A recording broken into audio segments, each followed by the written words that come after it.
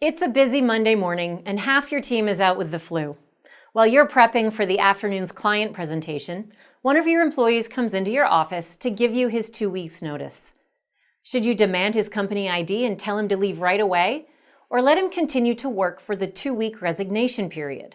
Welcome to HR Over Coffee, an educational series from the experts at HR 360, covering HR topics like recruitment, hiring and firing, employee benefits, and more.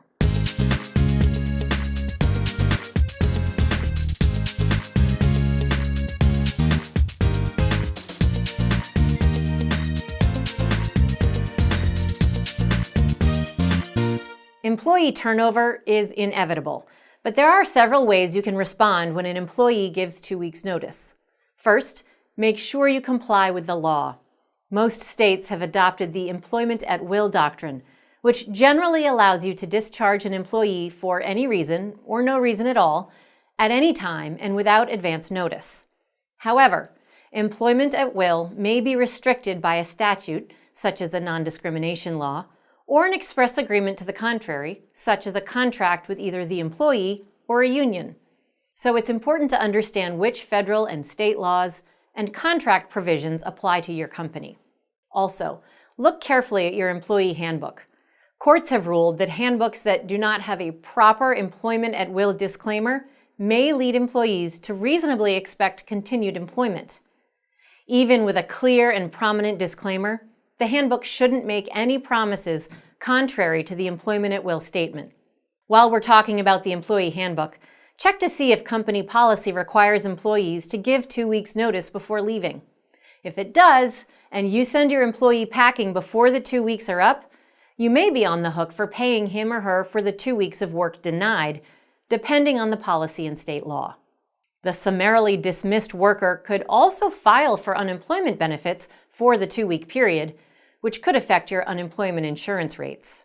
If these limitations don't apply to your situation, and you're concerned that your departing employee may create a negative impression with clients or coworkers, employment at will lets you send the employee home as soon as he gives notice. Some employers faced with an employee giving notice opt to pay the employee for the 2-week period he or she intended to work.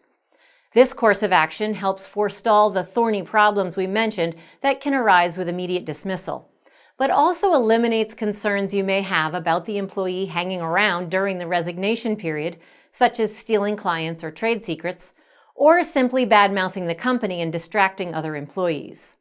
In some cases, however, you may want to let your departing employee serve out his final 2 weeks, even if there's no legal cause to do so. Remember, terminating employees when they give notice sends a message to other employees who may choose to leave without warning when they find a new job. While employment at will gives you freedom to fire employees, it gives employees equal freedom to resign with no notice. If the employee is in good standing and can be expected to work diligently until departing, allowing the final 2 weeks signals your commitment to the remaining employees. It also allows the employee to alert clients of his or her departure, to shift responsibilities to colleagues, and to provide training to those colleagues. If the employee has been a valuable contributor and you have confidence in the person's integrity, this option helps make for a smoother transition. Thank you for joining us today to talk about departing employees' notice. For more information on employment at will, employee handbooks, and other employee management issues, visit us at hr360.com.